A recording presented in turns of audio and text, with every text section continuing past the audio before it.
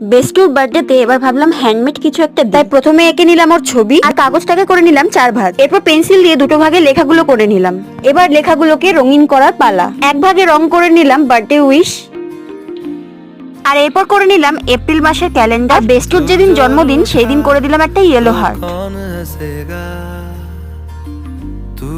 লেখা তো কমপ্লিট, এবার হচ্ছে আঁকার পালা। করে নিলাম ওয়ান স্ট্রোক পেন্টিং। সাদা আর নীল কালার দিয়ে একটা ফুল করলাম, আর হলুদেরই বিভিন্ন শেড দিয়ে করে নিলাম ফুলের মাঝখানটা।